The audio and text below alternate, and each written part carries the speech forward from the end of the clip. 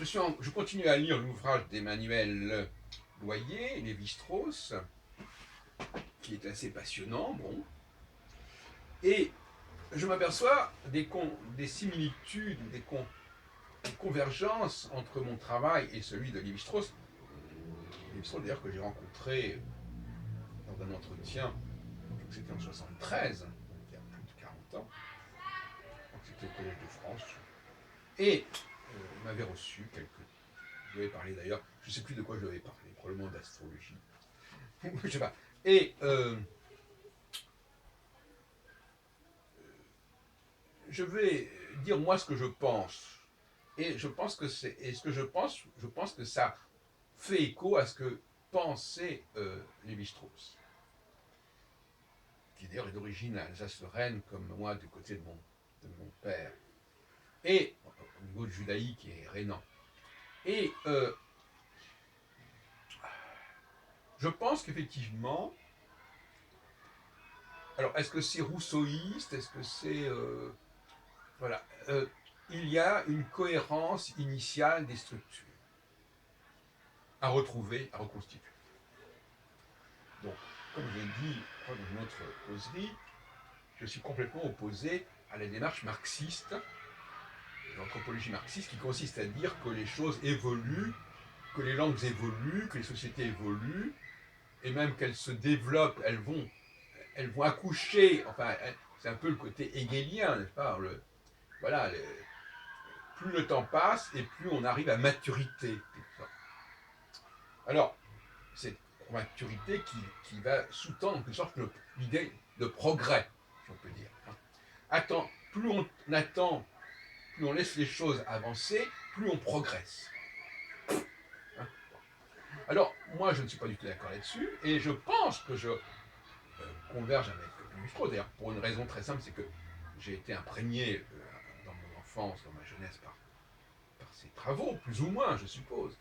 Et, bon, même si c'est un peu subconscient. Et je crois, au contraire, même si lui-même n'est pas allé très loin dans cette direction, moi j'en ai fait toute une méthodologie, je crois qu'il faut reconstituer la cohérence initiale, la pureté des structures, que ce soit dans le domaine linguistique ou dans le domaine de la critique biblique ou de la critique de tel et tel corpus.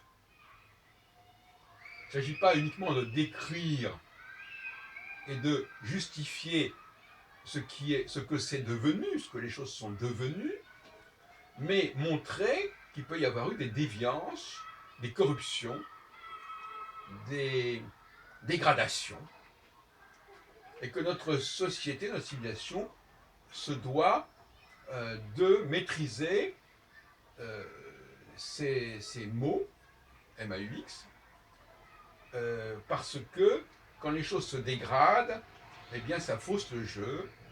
Euh, Quand on finit par, surtout le syncrétisme aussi, consiste par exemple, syncrétisme autour de la notion de Dieu, autour de la notion d'État. Enfin, il y a des tas autour de l'action d'être d'humain, d'homme, etc. Bon, ça aussi, je le dénonce. Hein. Je sais, il ne va pas aussi loin que cela. Mais l'idée d'un conservatisme de base qui consiste à considérer que les hommes d'autrefois ont instauré quelque chose qui reste profondément valable pour nous aujourd'hui. Et là, c'est là que j'ai introduit la notion de subconscience, c'est-à-dire que nos programmations actuelles sont tributaires de ce qui a été des cultures d'autrefois, qui sont passées progressivement du champ de la conscience au champ de la subconscience.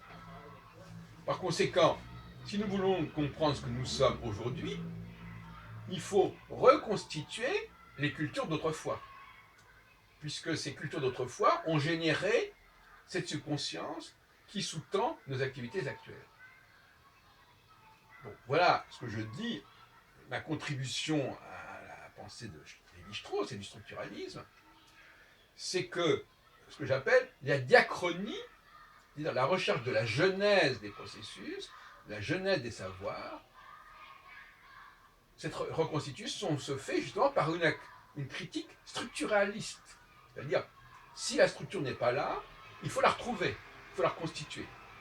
S'il n'y a pas une certaine symétrie, une certaine dualité, une certaine cohérence, eh bien il faut la retrouver. Parce qu'en la retrouvant, je vais reconstituer un état antérieur. Même si je ne connais pas, même si cet état antérieur ne m'est pas parvenu, je peux le reconstituer par une approche archéologique en découpant, en décortiquant le corpus qui nous est parvenu et en reconstituant les états successifs, en mettant en évidence des redondances, des contradictions, des déformations qui nous éclairent sur un état antérieur.